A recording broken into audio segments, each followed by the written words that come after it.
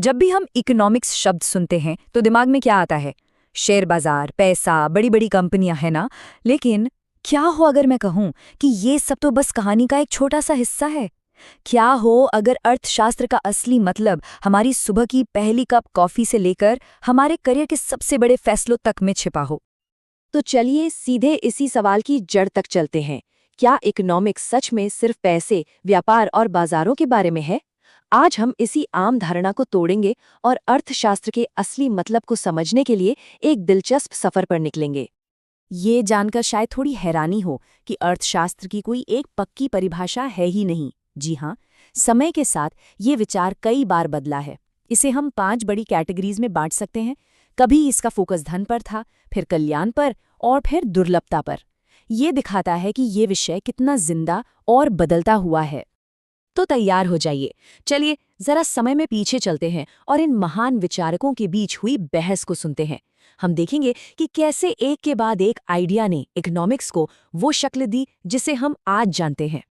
हमारी कहानी शुरू होती है 18वीं सदी में अर्थशास्त्र के जनक एडम स्मिथ के साथ। उनकी सबसे मशहूर किताब का टाइटल ही उनकी पूरी सोच को बता देता है। उनका सारा ध्यान बस एक ही सवाल पर था, आखिर कोई देश अमीर बनता कैसे है। स्मिथ और उनके बाद आए लोगों के लिए दुनिया बहुत सीधी सादी थी। उनके हिसाब से इकोनॉमिक्स और कुछ नहीं, बस धन का विज्ञान था। मतलब हर चीज धन के इर्द गिर्द घूमती है। देश का धन उसके लोगों के कुल धन से बनता है। इंसान की खुशी पैसे पर निर्भर करती है और हम सब बस अपने फायदे के लिए ही काम करते हैं। लेकिन देखिए, इस सोच की बहुत जल्द आलोचना होने लगी। लोगों ने कहा कि ये तो बहुत ज्यादा मटीरियलिस्टिक है। ये तो इंसान को एक आर्थिक मानव की तरह देखता है जो सिर्फ पैसे के पीछे भागता है। और इंसान की दूसरी भावनाएं, उसकी प्रेरणाएं, उनका क्या? और इसी आलोचना के बीच आते हैं अल्फ्रेड मार्शल, जो एक जबरदस्त आइडिया लेकर आए। उन्होंने पूरे खेल को ही पलट दिया और कहा, धन मनुष्य के लिए है, न कि मनुष्य धन के लिए। मार्शल ने इकोनॉमिक्स का फोकस धन से हटाकर सीधे इंसान पर ला दिया। उनकी परिभाषा के मुताबिक अर्थशास्त्र आम आदमी और उसकी भलाई का अध्ययन है। ये इस बात को देखता है कि हम अपनी रोजमर्रा की जिंदगी में अपनी जरूरतें कैसे पूरी करते हैं। तो अचानक से इकोनॉमिक्स सिर्फ राजाओं और व्यापारियों का विषय नहीं रहा, बल्कि आम इंसान की भलाई का विज्ञान बन गया। लेकिन ये परिभाषा भी परफेक्ट नहीं थी। लियोनल रॉबिन्स जैसे आलोचकों ने सवाल उठाए। उन्होंने पूछा कि भाई, ये कल्याण आखिर है क्या? इसे नापेंगे कैसे? ये तो बहुत ही धुंधला सा आइडिया है। और क्या हम सच में इंसानी कामों को साधारण और असाधारण में बांट सकते हैं? इन सभी बहसों और आलोचनाओं ने हमें अर्थशास्त्र की आधुनिक समझ के बिल्कुल केंद्र में पहुंचा दिया। और वो केंद्र है एक अकेली मगर बहुत शक्तिशाली सच्चाई, दुर्लभता की समस्या, यानी स्कैर्सिटी।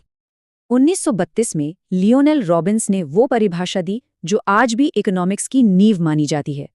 उन्होंने कहा कि अर्थशास्त्र इस बात का अध्ययन है कि इंसान अपनी असीमित इच्छाओं और सीमित साधनों के बीच तालमेल कैसे बिठाता है। ये स्लाइड इकोनॉमिक्स के दिल में बसे उस तनाव को दिखाती है। सोचिए, एक तरफ है हमारी कभी न खत्म होने वाली इच्छाएं और दूसरी तरफ है उन इच्छाओं को पूरा करने के लिए गिने चुने साधन, जैसे समय, पैसा और रिसोर्सेज।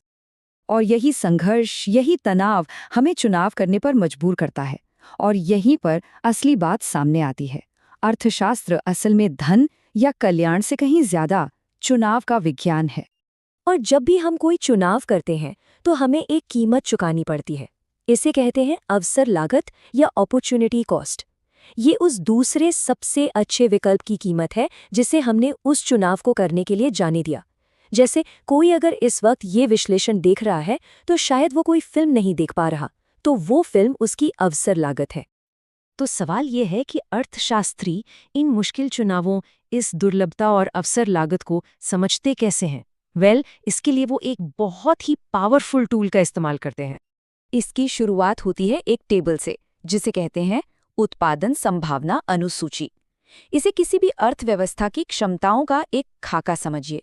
ये टेबल हमें दिखाती है कि अगर एक देश अपने सारे रिसोर्सेज का इस्तेमाल करे तो वो 2 अलग अलग चीजों की कितनी कितनी मात्रा बना सकता है। और अब देखिए जादू, जब हम उस टेबल के नंबरों को एक ग्राफ पर उतारते हैं तो हमें मिलता है उत्पादन संभावना वक्र या पीपीसी। सच कहूं तो ये एक अकेली तस्वीर हजारों शब्दों के बराबर है। ये हमें एक इकोनॉमी की सीमाओं और उसके ट्रेड ऑफ को एक नज़र में दिखा देती है। तो इस कर्व को पढ़ें कैसे? बहुत आसान है। कर्व पर कोई भी पॉइंट जैसे बी या सी ये दिखाता है कि संसाधनों का पूरा और बेहतरीन इस्तेमाल हो रहा है।